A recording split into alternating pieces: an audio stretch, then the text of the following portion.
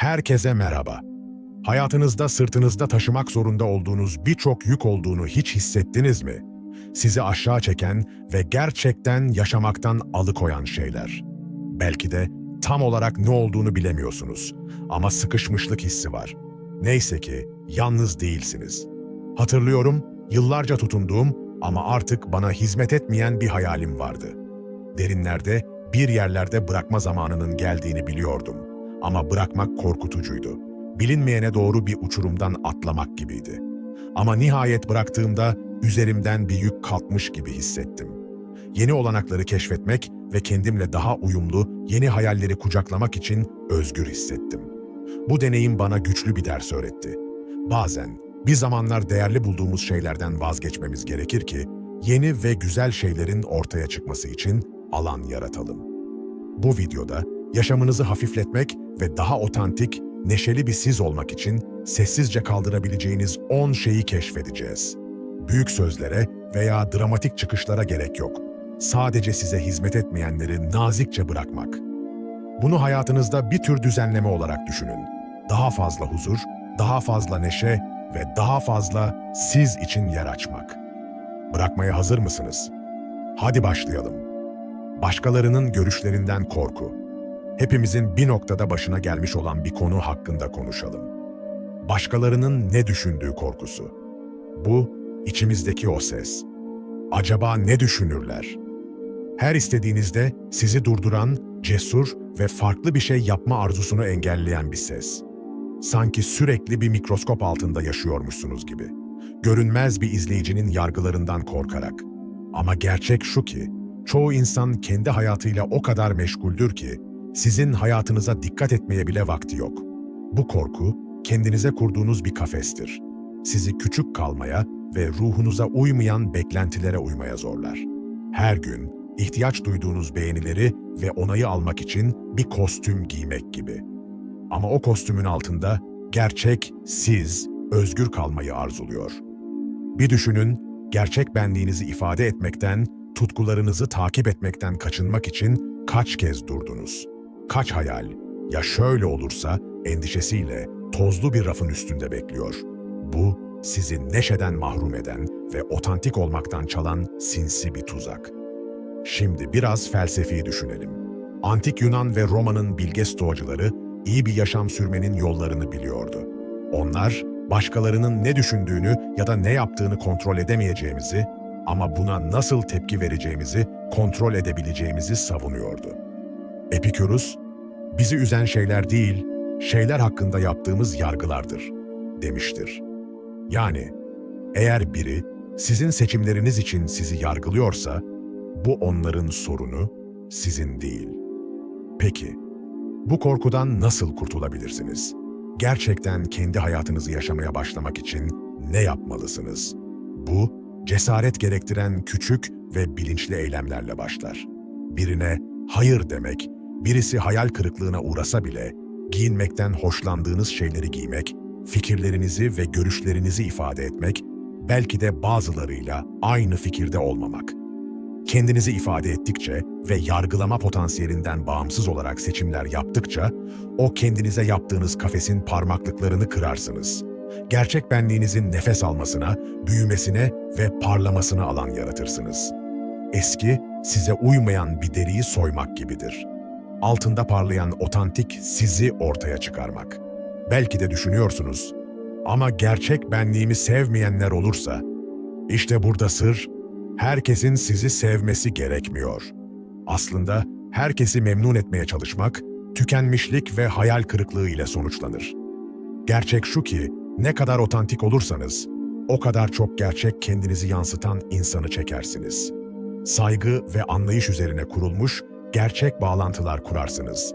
Başkası gibi görünmeye çalışmak yerine. Hayatınızı bir tuval olarak düşünün. Siz sanatçısınız.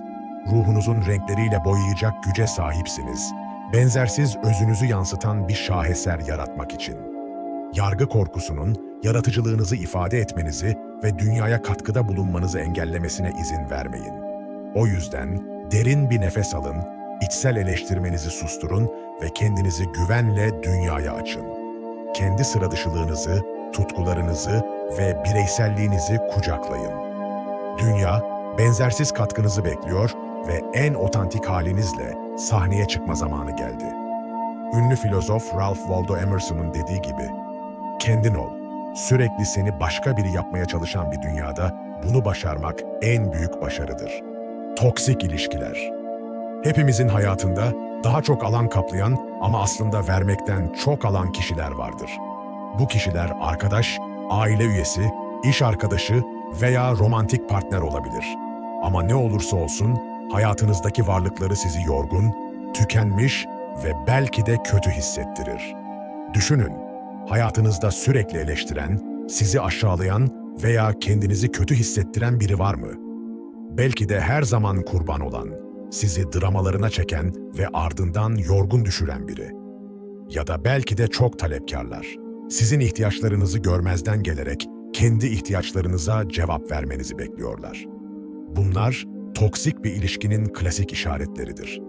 Şimdi, ama ailem ya da uzun zamandır arkadaşım diyebilirsiniz. Anlıyorum, uzun süre hayatınızda olan insanlardan uzaklaşmak zor olabilir ama şunu bilin, sizi yukarı çeken, ilham veren ve kendinizi iyi hissettiren insanlarla çevrili olmayı hak ediyorsunuz. Karşılıklı destekleyici, saygılı ve tatmin edici ilişkileri hak ediyorsunuz. Antik Yunan filozofu Aristoteles, dostluk hakkında güzel bir fikir öne sürdü. Gerçek arkadaşlar, birbirlerinin daha iyi versiyonları olmalarına yardımcı olmalıdır. Büyümeyi teşvik etmeli, farklı düşünmeye zorlamalı ve sizi amaçlarınıza desteklemelidir. Bu, hayatınızdaki kişilerin ilişkileri hakkında sahip olduğunuz ilişki türü mü? Değilse, o bağlantıları yeniden değerlendirme zamanı gelmiş olabilir. Toksik ilişkilerden tamamen vazgeçmek zorunda olduğunuzu söylemiyorum. Bazen sınırlar koymak yeterlidir. Ama bazı durumlarda kendinize en iyi gelen şeyi yapmak için uzaklaşmak en iyisi olabilir. Enerjiniz kıymetli. Her gün sınırlı miktarda sahip olduğunuz bir şey. Sizi bitkin ve cesaret kırıcı hissettiren insanlara enerjinizi harcamak mı, yoksa ruhunuzu besleyen ve büyümeye ilham veren ilişkilere mi yatırım yapmak istersiniz? Bunu yapmak zor olabilir. Özellikle de uzun süre hayatınızda olan insanlardan bahsediyorsak. Ama buna değecektir. Toksik bağlantılardan kurtulmak, nefes almanıza engel olan dar ayakkabıları çıkarmak gibi. Bu sağlıksız bağlantıları taşımaktan kurtulduğunuzda kendinizi ne kadar hafif ve özgür hissedeceğinize hayret edeceksiniz. O yüzden derin bir nefes alın, içgüdülerinize güvenin ve ruhunuzu besleyen, sizi en iyi halinize ilham veren ilişkilerle dolu bir hayat yaratmaya başlayın. Bunu hak ediyorsunuz. Kendinize zarar veren alışkanlıklar. Şimdi, hayatımıza sızan ve farkında olmadan bizi mahveden o sinsi, küçük alışkanlıklara değinelim. Hepimizin zamanla üzerimizde olumsuz etki yaratan, enerjimizi çeken küçük zayıflıkları vardır. Bunlar, belki de sosyal medyada saatlerce düşünmeden kaydırmak, uyumak yerine diziler izlemek ya da zaten tok olduğunuz halde ekstra bir dilim kek almak gibi masum görünen alışkanlıklar olabilir. Bu kendinize zarar veren alışkanlıklar, zamanla sizi aşağı çeken bir kısır döngüye sokabilir. Burada yargılamak için değil, hepimizin zayıflıkları olduğunu bilmek için buradayım ve bu durum zaman zaman hoş karşılanabilir. Ama önemli olan bu alışkanlıkların farkında olmak ve onların hayatınızı ele geçirmesine izin vermemektir. Bu, hayatınızın kaptanı olduğunuzu düşünün. Bu alışkanlıklar, geminizin yavaşça batmasına neden olan küçük delikler gibidir. Bu deliklerin büyümesine izin verirseniz, büyük sorunlar yaratabilir. Peki, bu kendinize zarar veren alışkanlıkları nasıl tanırsınız? Bunun için hislerinize dikkat etmeniz gerekir. Belirli bir aktiviteyi gerçekleştirdikten sonra enerjik ve tatmin olmuş mu hissediyorsunuz, yoksa tükenmiş ve boğulmuş mu? Bu aktivite hedeflerinize yaklaşmanızı mı sağlıyor, yoksa daha da mı uzaklaştırıyor? Örneğin, geç saatlere kadar TV izlemek alışkanlığınız varsa, bu belki o an rahatlatıcı olabilir ama ertesi gün yorgun, bitkin ve odaklanmakta zorluk çekiyorsanız, bu alışkanlığın size hizmet etmediği açık bir işarettir. Sokrat, incelenmemiş bir yaşam, yaşamaya değmez demiştir. Kendi inançlarınızı, alışkanlıklarınızı ve motivasyonlarınızı sorgulamanız için insanları teşvik etti. O yüzden bir an durup hayatınıza bakın. Sizi geri çeken bazı alışkanlıklar var mı? Belki sürekli sosyal medyada başkalarıyla karşılaştırma yapıyor ve kendinizi yetersiz hissetmenize neden oluyorsunuz. Ya da belki de sürekli erteleyip son dakika sıkışıklığında kalıyorsunuz. Bu alışkanlıklar yüzeyde masum görünse de zihinsel sağlığınızı, üretkenliğinizi ve genel iyilik halinizi önemli ölçüde etkileyebilir. Peki, bu kendinize zarar veren alışkanlıklardan nasıl kurtulabilirsiniz? Öncelikle farkındalıkla başlamak önemlidir. Artık size hizmet etmeyen alışkanlıkları tanımladıktan sonra bazı değişiklikler yapmaya başlayabilirsiniz. Endişelenmeyin, tüm hayatınızı bir anda değiştirmek zorunda değilsiniz. Küçük, kademeli değişiklikler zamanla büyük farklar yaratabilir. Örneğin, sosyal medyayı azaltmaya çalışıyorsanız, her gün harcadığınız zamanı sınırlayarak başlayabilirsiniz. Ayrıca bu zamanı daha üretken veya tatmin edici bir şeyle değiştirebilirsiniz. Örneğin bir kitap okumak, yürüyüşe çıkmak ya da sevdiklerinizle vakit geçirmek gibi. Bir başka yararlı strateji de bir hesap verebilirlik partneri bulmaktır. Bu, arkadaş, aile üyesi veya terapist olabilir. Bu kişi, bu alışkanlıklardan kurtulma yolculuğunuzda size destek olabilir. Birine kontrol ettirmek, motivasyonunuzu yüksek tutmanıza ve yolda kalmanıza yardımcı olabilir. Kötü alışkanlıklardan kurtulmak kolay değildir. Zaman, çaba ve bolca öz şefkat gerektirir. Ama bu kesinlikle mümkündür ve kendinizi yıkıcı kalıplardan kurtardığınızda elde edeceğiniz ödüller çok değerlidir. Kendinizi bu tür alışkanlıklardan kurtardığınızda yeni, sağlıklı alışkanlıkların ortaya çıkması için alan açarsınız. Değerlerinizle, hedeflerinizle ve otantik benliğinizle daha uyumlu bir yaşam yaratırsınız.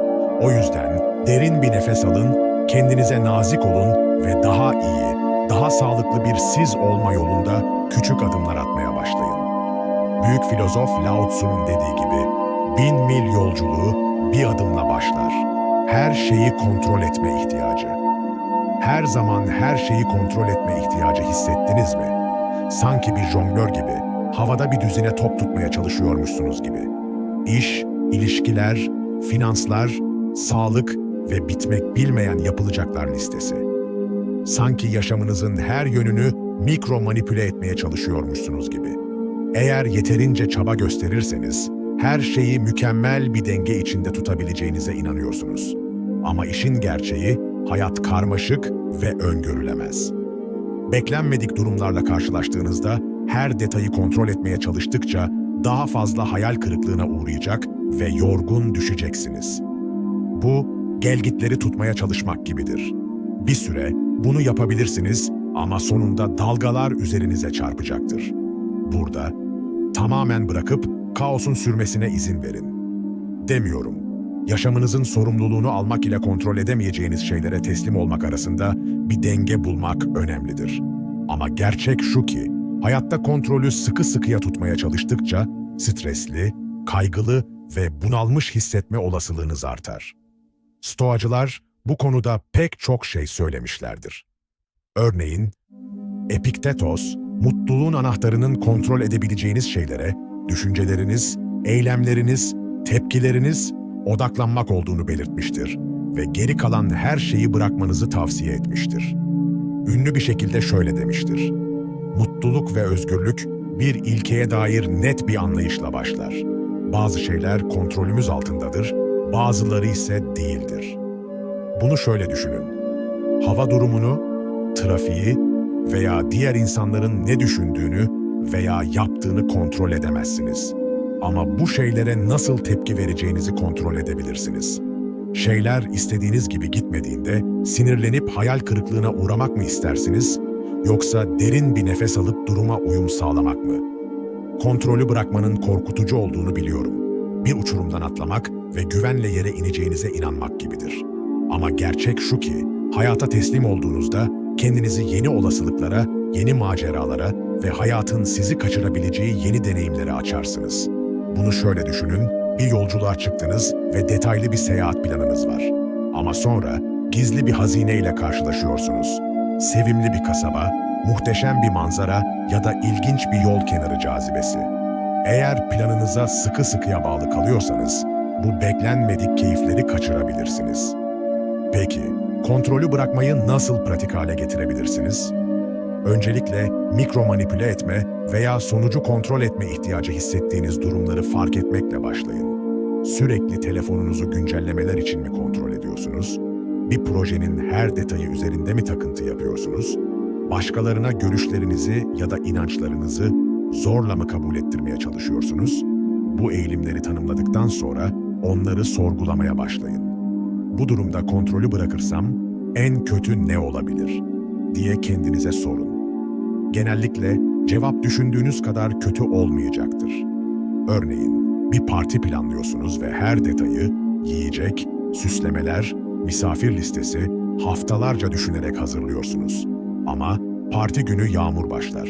Eğer mükemmel bir açık hava buluşması hayalinizden vazgeçemezseniz, stresli ve hayal kırıklığına uğramış hissedebilirsiniz. Ama kontrolü bırakırsanız ve beklenmedik durumu kucaklarsanız, belki de yağmur partinize samimi bir atmosfer katabilir. Kontrolü bırakmak, pasif olmak ya da pes etmek değildir. Dünyanın yükünü omuzlarınızda taşımak zorunda olmadığınızı anlamaktır. Hayatın planınıza uymasa bile olması gerektiği gibi gelişeceğine güvenmekle ilgilidir. O yüzden derin bir nefes alın ve her küçük şeyi kontrol etme ihtiyacını bırakın. Belirsizliği, spontane yaşamı ve hayatın macerasını kucaklayın. Büyük filozof Alan Watts'ın dediği gibi, hayatın gerçek sırrı içinde bulunduğunuz an ile tamamen meşgul olmaktır ve bunu iş olarak görmek yerine oyuna dönüştürmektir. Gerçekçi olmayan beklentiler. Şimdi arkadaşlar, beklentilerden konuşalım. Hayatın nasıl olması gerektiğine, insanların nasıl davranması gerektiğine ve bizim nasıl hissetmemiz gerektiğine dair kafamızda taşımakta olduğumuz o sinsi, küçük şeyler. Bunlar her şeyi daha parlak ve güzel gösteren pembe gözlükler gibidir. Ama işin kötü tarafı, gerçeklik beklentilerimizle örtüşmediğinde hayal kırıklığı, öfke ve hatta kin duygusu yaşayabiliriz. Bu, 5 yıldızlı gurme bir yemek sipariş edip onun yerine yağlı bir hamburger almak gibidir. Hamburger idare eder ama beklediğiniz gibi değil ve bu sizi hayal kırıklığına uğratır. Aynı şey hayatta da olur. Gerçekçi olmayan beklentilere tutunduğumuzda hayal kırıklığına uğramaya mahkum oluruz ve o anın güzelliklerini kaçırırız. Şimdi pesimist olmanızı ve her şeyin kötü olmasını beklemenizi istemiyorum. İyimserliğin ve umudun yeri var. Ama kontrol edebileceğiniz ve edemeyeceğiniz şeyler konusunda gerçekçi olmak önemlidir. Stoacılar, beklentiler hakkında pek çok şey söylemişlerdir. Onlar, mutluluğun anahtarının olması gerekenlere değil, olanı kabul etmekte yattığını savunmuşlardır. Roma İmparatoru ve Stoik filozof Marcus Aurelius, meditasyonlarında "Zihniniz üzerinde gücünüz var, dış olaylar üzerinde değil. Bunu fark ederseniz güç bulacaksınız," yazmıştır. Bunu şöyle düşünün, hava durumunu, trafiği veya favori takımınızın maçı kazanıp kazanmayacağını kontrol edemezsiniz. Ama bu şeylere nasıl tepki vereceğinizi kontrol edebilirsiniz. Şeyler istediğiniz gibi gitmediğinde, üzülüp sinirlenmek yerine durumu kabul edebilir ve yolunuza devam edebilirsiniz. Beklentileri bırakmanın her zaman kolay olmadığını biliyorum. Sık sık nasıl görünmemiz, nasıl davranmamız ve neyi başarmamız gerektiğine dair mesajlarla bombardımana tutuluruz. Sosyal medya, reklamlar ve hatta iyi niyetli arkadaşlar ve aile bile bu gerçekçi olmayan beklentileri besleyebilir. Ama gerçek şu ki, kendinizi başkalarıyla karşılaştırmak mutsuz olmanın tarifidir. Herkesin yolculuğu farklıdır ve birine uyan bir şey diğerine uymayabilir. Bu, elmalar ve portakallar gibi. İkisi de meyve ama tamamen farklıdır. Peki, beklentilerinizi nasıl düşürüp hayatı daha çok keyfini çıkararak yaşayabilirsiniz? Öncelikle farkındalıkla başlamak önemlidir. Beklentilere kapıldığınız durumları dikkatle izleyin. Sürekli başkalarıyla mı karşılaştırıyorsunuz? Kendinize gerçekçi olmayan hedefler mi koyuyorsunuz? Kendinizden ya da başkalarından mükemmel sonuçlar mı bekliyorsunuz? Bu eğilimleri belirledikten sonra onları sorgulamaya başlayın. Bu beklentiler gerçekçi mi, yardımcı mı, mutluluğuma mı yoksa stresime mi katkı sağlıyor? Örneğin bir tatil planlıyorsunuz ve aylarca hayalini kurduğunuz bu seyahatle ilgili kafanızda mükemmel bir imaj var. Ama sonra her şey planlandığı gibi gitmiyor. Hava kötü, otel beklediğiniz gibi değil ve seyahat arkadaşınızla tartışıyorsunuz. Eğer gerçekçi olmayan beklentilerinize sıkı sıkıya tutunursanız çok mutsuz olursunuz. Ama eğer bu beklentileri bırakabilir ve durumun gerçeğini kucaklayabilirseniz belki de tatilinizin keyfini çıkarabileceksiniz. Belki gizli bir restoran keşfedeceksiniz, yerel biriyle anlamlı bir sohbet yapacaksınız ya da sadece dinlenme ve enerji toplama fırsatını değerlendireceksiniz. Beklentilerinizi düşürmek, daha azına razı olmak ya da hayallerinizden vazgeçmek demek değildir. Bu, hayata daha gerçekçi ve dengeli bir bakış açısı yaratmaktır. Olumlu bir şekilde mevcut anı takdir etmek, olabilecekler veya olması gerekenler üzerinde durmaktan ziyade, mevcut durumu olduğu gibi kabul etmektir. O yüzden derin bir nefes alın ve bu gerçekçi olmayan beklentileri bırakın. Hayatın size sunduğu kusurları, sürprizleri ve sapmaları kucaklayın. Büyük filozof Seneca'nın dediği gibi, gerçek mutluluk, geleceğe bağlı kaygılara kapılmadan mevcut anı yaşamaktır. Umutlarımızla ya da korkularımızla kendimizi oyalamaktansa, sahip olduğumuzla tatmin olabilmektir. İnsanlığın en büyük nimetleri içimizde ve erişimimizdedir. Bilge bir insan, ne olursa olsun, kendi payına düşenle yetinmeyi bilir. Sahip olmadıkları için arzu etmez. Her zaman haklı olma ihtiyacı. Bir sohbet sırasında kendinizi kesinlikle haklı olduğunuzu düşündüğünüz, diğer kişinin ise tamamen yanlış olduğu bir durumda buluyor musunuz? Hani o anlar var ya, düzeltme yapma, karşı argüman getirme ya da aslında demek için can atıyorsunuz. Sanki bir söz düellosundaymışsınız gibi. Kazanmanın tek yolu entelektüel üstünlüğünüzü kanıtlamak. Ama gerçek şu ki, sürekli haklı olma ihtiyacı duyuyor olmak yorucu olabilir ve çevrenizdekiler için biraz can sıkıcı hale gelebilir. Bu, sohbetleri çatışmalara, ilişkileri güç mücadelelerine ve hayatı da sürekli bir onay arayışına dönüştürebilir. Burada inançlarınızı savunmamanız gerektiğini söylemiyorum. Görüşlerinizi ifade etmenin önemli olduğunu kabul ediyorum. Ancak kendi bakış açınızı kendinize güvenle paylaşmak ile her sohbeti kendi haklılığınızı ispatlamak için domine etme ihtiyacı arasında bir fark vardır. Antik Yunan filozofu Sokrates, gerçeği arama konusunda kararlıydı ama aynı zamanda alçak gönüllülüğün ve açık fikirliliğin önemini de anlıyordu. Gerçek bilgelik, ne kadar az şey bildiğinizi kabul etmekte yatar, demiştir. Tek gerçek bilgelik, hiçbir şey bilmediğini bilmektir. Bunu şöyle düşünün. Tanıştığınız her kişi, kendi benzersiz deneyimlerine, perspektiflerine ve inançlarına sahiptir. Birisiyle anlaşamasanız bile, onların bakış açısından her zaman öğrenilecek bir şey vardır. Bu, bir tabloya farklı açılardan bakmak gibidir. Her bir perspektif, sanat eserine dair farklı bir anlayış sunar. Peki, her zaman haklı olma ihtiyacını nasıl bırakabilirsiniz? Bunun başlangıcı bir merak duygusu geliştirmektir. Tartışmalara, amacınızın görüşünüzü ispatlamak olduğu değil, diğer kişinin bakış açısını anlamaya yönelik bir arzu ile yaklaşmayı deneyin. Sorular sorun, dikkatlice dinleyin ve yeni bir şey öğrenebileceğiniz olasılığına açık olun. Örneğin, arkadaşınızla politikayla ilgili farklı görüşler üzerine bir tartışma yapıyorsunuz. Hemen karşı argüman getirmek yerine onlara "Bu inanca nasıl ulaştın?" veya "Bana bakış açını anlatır mısın?" gibi sorular sormayı deneyin. Öğreneceğiniz şeylere şaşırabilirsiniz ve belki de ortak bir zemin bulabilirsiniz. Bir diğer faydalı strateji ise aktif dinleme pratiği yapmaktır. Bu, başkalarının söylediklerine gerçekten dikkat etmeyi, kesmeden veya kafanızda yanıtınızı hazırlamadan dinlemeyi içerir. Onların bakış açısını anlamaya çalışmak, onlarla aynı fikirde olmasanız bile önemlidir.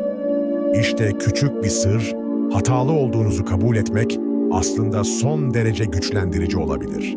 Bu, öğrenmeye ve büyümeye açık olduğunuzu gösterir ve güveni ve savunmasızlığı teşvik ederek ilişkilerinizi güçlendirebilir.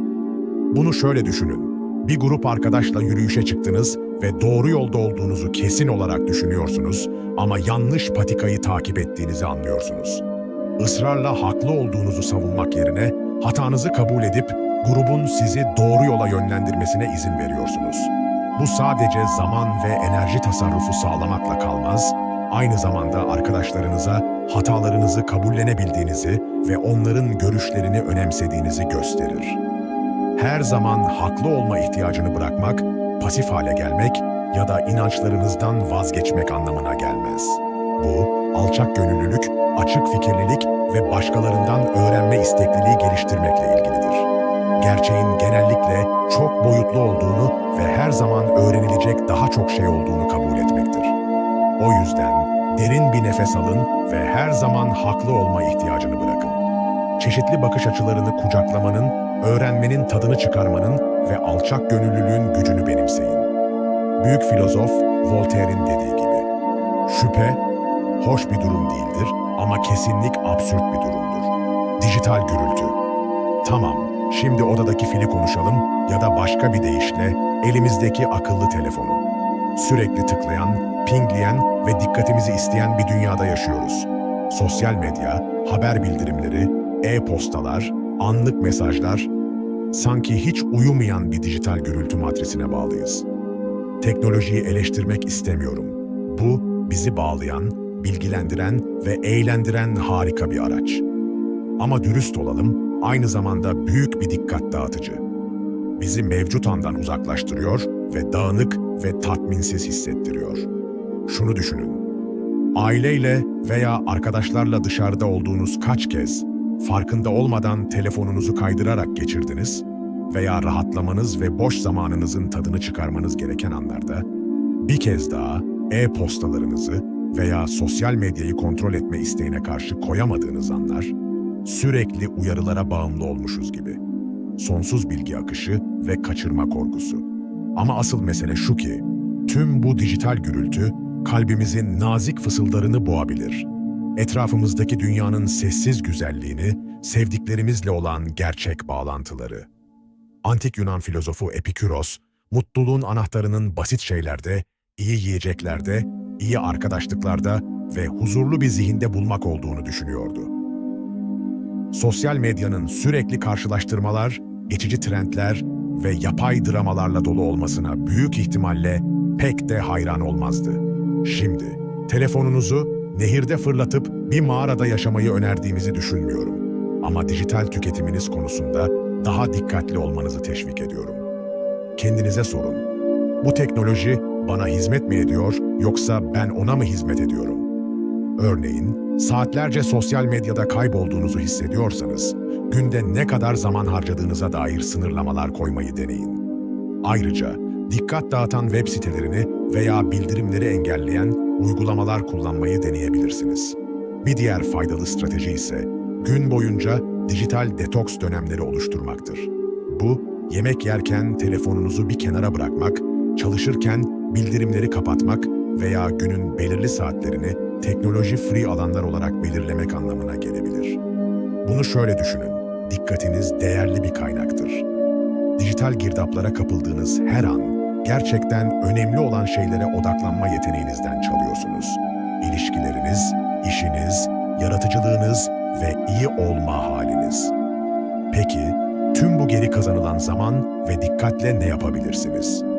Olasılıklar sonsuz, doğada daha fazla zaman geçirebilir, sevdiklerinizle bağlantı kurabilir, bir hobiyi sürdürebilir, bir kitap okuyabilir veya sadece kendi başınıza geçirdiğiniz sessiz anın tadını çıkarın.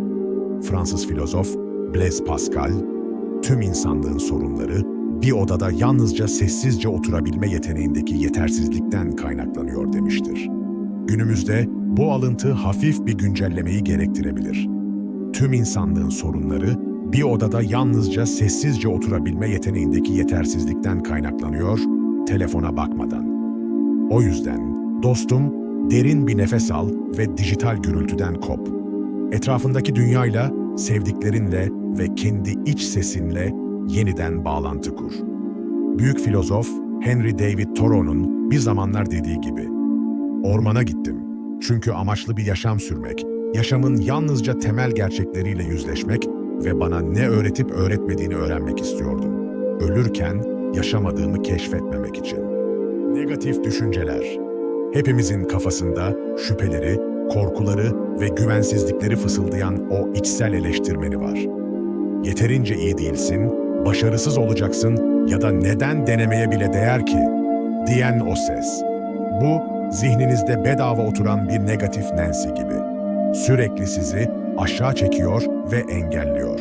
Şimdi, her zaman mutluymuş gibi davranmanızı ya da sorunlarınızı görmezden gelmenizi istemiyorum. Duygularınızı kabul etmek ve zorluklarla yüzleşmek önemlidir. Ancak sürekli negatif düşünceler üzerinde durmak, sizi derin bir umutsuzluk çukuruna çeken quicksand gibidir. Antik Yunan filozofu Epiktetos'un bu konuda harika bir tespiti vardı. İnsanlar olaylardan değil, olayları algılayış şekillerinden rahatsız olurlar. Başka bir deyişle, acımızın kaynağı olayların kendisi değil, bu olaylara verdiğimiz tepkilerdir. Bunu şöyle düşünün, trafikte sıkışıp kaldığınızı hayal edin. Sinirlenip diğer sürücülere küfür edip tansiyonunuzu yükseltebilirsiniz ya da durumu kabul edip müzik açıp bu zamanı rahatlamak veya bir podcast dinlemek için kullanabilirsiniz. Durum aynı ama ona verdiğiniz tepki her şeyi değiştirir. Şimdi, düşüncelerinizi kontrol etmenin her zaman kolay olmadığını biliyorum. Zihinlerimiz olumsuzluklara odaklanma eğilimindedir. Tehditleri ve tehlikeleri taramak, atalarımızın yırtıcılardan kaçınmasına ve hayatta kalmasına yardımcı olan bir hayatta kalma mekanizmasıdır. Ama günümüz dünyasında bu olumsuzluk eğilimi çoğu zaman daha fazla zarar verebilir. Peki, negatif düşüncelerin etkisinden nasıl kurtulursunuz? Bu, farkındalıkla başlar. Gün boyunca düşüncelerinize dikkat edin. Çoğunlukla olumlu mu yoksa olumsuz mu? Geçmişe, şu ana veya geleceğe mi odaklanıyorsunuz? Düşünce kalıplarınızı daha iyi anlamaya başladıktan sonra bunları sorgulamaya başlayabilirsiniz. Bir negatif düşünce ortaya çıktığında kendinize şu soruları sorun. Bu düşünce doğru mu? Yararlı mı? Bana bir faydası var mı? Örneğin, iş yerinde bir sunum yapacaksınız ve içsel eleştirmeniniz bunu berbat edeceksin veya herkes seni aptal sanacak diye fısıldayabilir. Ama bu düşüncelere kapılmak yerine onları sorgulayın. Bu sunum için hazırlandım mı? Konumu biliyor muyum? Elimden gelenin en iyisini yaptım mı? Bir diğer faydalı strateji ise şükran pratiğidir. Hayatınızdaki güzel şeylere odaklanmak, bakış açınızı değiştirmeye yardımcı olabilir ve daha olumlu bir zihin yapısı geliştirebilir. Bir şükran günlüğü tutabilir, teşekkür notları yazabilir veya her gün birkaç dakikanızı hayatınızdaki insanlara ve şeylere minnettar kalmak için ayırabilirsiniz. Bunu şöyle düşünün, zihin bir bahçe gibidir. Sürekli negatif düşünceler ekerken sonunda kötü otlarla dolu bir bahçeniz olur. Ama olumlu düşünceleri yeşertirseniz güzel ve verimli bir manzara yaratabilirsiniz. Şimdi bunun kolay olduğunu biliyorum. Negatif düşüncelerden kurtulmak zaman, çaba ve bolca özşefkat gerektirir. Ama bu kesinlikle mümkündür ve sonuçlar buna değer. Düşüncelerinizi kontrol etmeyi öğrendiğinizde duygularınızı, eylemlerinizi ve nihayetinde hayatınızı kontrol altına alırsınız. O yüzden dostum, derin bir nefes al ve daha olumlu bir zihniyet geliştirmeye başlayın. Bu negatif düşünceleri sorgulayın, şükran pratiği yapın ve iyiliğe odaklanın. Büyük filozof Viktor Frankl'ın dediği gibi, bir insandan her şey alınabilir ama bir şey, insan özgürlüklerinin sonuncusu. Belirli bir durum içinde tutumunu seçme özgürlüğü. Fiziksel ve zihinsel dağınıklık. Sadece fiziksel türü değil, masanızdaki kağıt yığınları, taşan dolap, kenarına kadar dolmuş çekmece değil, aynı zamanda zihnimizi tıkayan ve bizi aşağı çeken zihinsel dağınıklığı da kapsıyor. Düşünün, ne sıklıkla bunalmış, stresli ve odaklanamıyor hissediyorsunuz. Muhtemelen çevreniz düşündüğünüzden daha büyük bir rol oynuyor. Fiziksel dağınıklık içinde olduğumuzda bu durum zihinlerimize sızan bir kaos ve düzensizlik hissi yaratabilir. Bu da düşüncelerinizi netleştirip huzur bulmanızı zorlaştırır. Şimdi minimalist olmanızı ve sadece bir yatak ve bir bitkiden oluşan boş bir kutuda yaşamanızı istemiyorum. Ama çevrenize bir göz atmanızı ve kendinize "Bu bana mutluluk veriyor mu?" sorusunu sormayı teşvik ediyorum. Eğer yanıt hayır ise biraz dağınıklığı gidermenin zamanı gelmiş demektir. Küçük başlayın. Masanız, bir dolap veya bir çekmece seçin ve içindekileri sıralamaya başlayın. Kırık, kullanılmayan veya sadece size mutluluk vermeyen her şeyi atın. Bağışlayabilir, satabilir veya çöpe atabilirsiniz. Ama fiziksel dağınıklık sadece mücadelenin yarısıdır. Zihinsel dağınıklığı da ele almamız gerekiyor. Zihnimizde biriken endişeler, yapılacaklar listeleri, tamamlanmamış projeler ve dönen negatif düşünceler bir kasırga gibi. Antik Yunan filozofu Sokrates, incelenmemiş bir hayat yaşamaya değmez demiştir. İnsanları, inançlarını, alışkanlıklarını ve motivasyonlarını sorgulamaya teşvik etmiştir. O yüzden kendi zihinsel dağınıklığınıza göz atın. Zihninizde yer kaplayan düşünce ve endişeler neler? Bunlar size herhangi bir fayda sağlıyor mu? Örneğin, belki de kafanızda bir konuşmayı sürekli tekrar ediyorsunuz ve ne demeniz ya da ne yapmanız gerektiği konusunda kaygılanıyorsunuz. Ya da belki kontrolünüzde olmayan bir gelecek olayı hakkında endişeleniyorsunuz. Bu düşünceler sizi olumsuzluk ve kaygı döngüsünde hapseden zihinsel örümcek ağları gibidir. Peki, zihninizde nasıl dağınıklığı temizleyebilirsiniz? Deneyebileceğiniz birkaç farklı strateji var.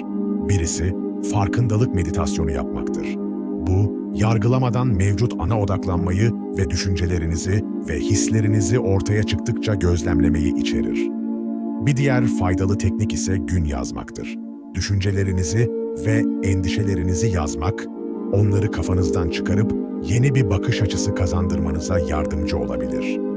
Ayrıca güvenilir bir arkadaşınızla, aile üyesiyle veya terapistle konuşmayı deneyebilirsiniz. Bunu şöyle düşünün. Zihniniz bir bilgisayar gibidir. Aynı anda çok fazla program çalışıyorsa yavaşlayacak ve sonunda çökme noktasına gelecek.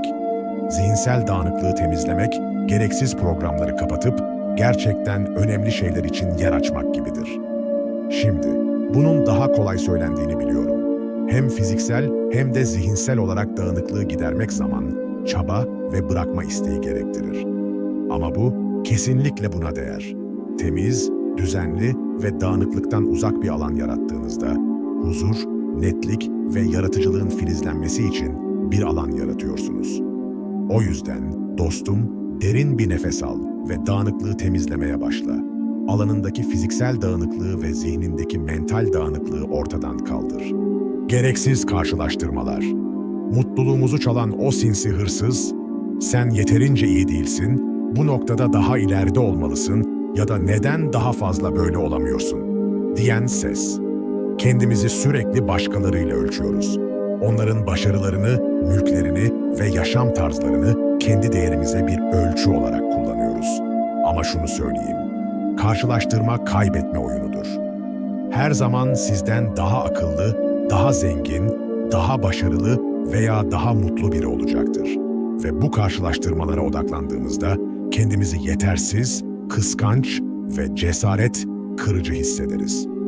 Antik Yunan filozofu Epiktetos'un bu konuda akıllıca bir görüşü vardı. Zenginlik, büyük mülklere sahip olmakta değil, az istemekte bulunur. Başka bir deyişle, gerçek tatmin, sahip olduklarımızı takdir etmekten gelir, sürekli olarak eksik olanı arzulamaktan değil. Bunu şöyle düşünün, bir partidesiniz ve herkes harika vakit geçiriyor gibi görünüyor. Kendinizi başkalarıyla karşılaştırıyorsunuz ve "Ben onun kadar sosyal değilim" ya da "Onun kadar çok arkadaşım yok" diye düşünüyorsunuz. Ama göremediğiniz şey, o partide herkesin kendi güvensizlikleri, kendi mücadeleleri ve savaşları oldu. Şimdi, başkalarını asla takdir etmemelisiniz demiyorum. Harika şeyler yapan insanlardan ilham almak güzeldir. Ama sağlıklı hayranlık ile yıkıcı karşılaştırma arasında bir fark vardır. Peki, karşılaştırma tuzağından nasıl kurtulursunuz? Farkındalıkla başlar. Kendinizi başkalarıyla kıyasladığınız durumları dikkatle gözlemleyin. Bu sosyal medyada kaydırma yaparken mi, Arkadaşlarınızın başarılarından bahsederken mi, yoksa kendinizi güvensiz veya savunmasız hissettiğinizde mi oluyor?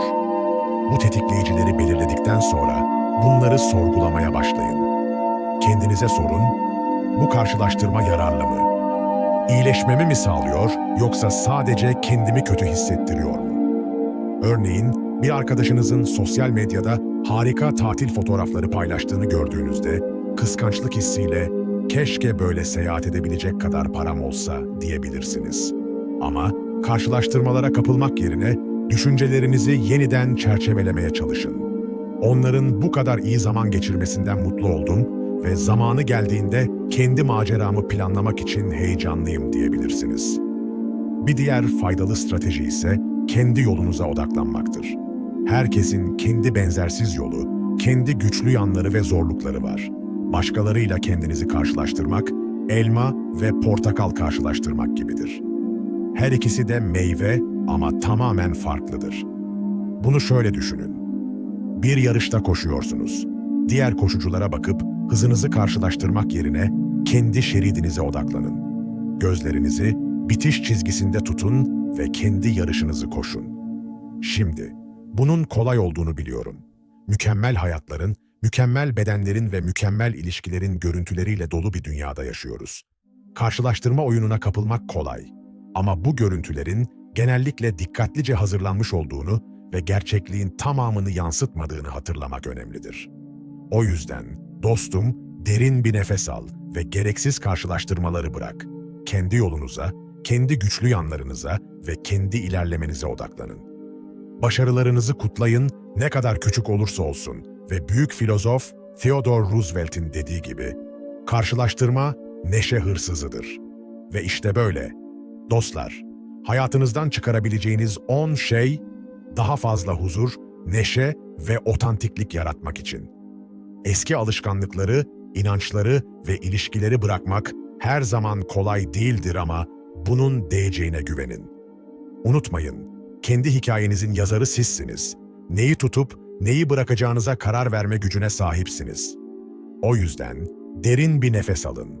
Yolculuğu kucaklayın ve gerçekten değerlerinizi ve hedeflerinizi yansıtan bir yaşam yaratın. İzlediğiniz için çok teşekkürler. Eğer bu bölümü beğendiyseniz, lütfen beğen butonuna tıklayın, arkadaşlarınızla paylaşın ve Stoacı Düşünce'ye abone olun. Stoacılık, kişisel gelişim ve kendini geliştirme üzerine daha fazla video için. Görüşmek üzere.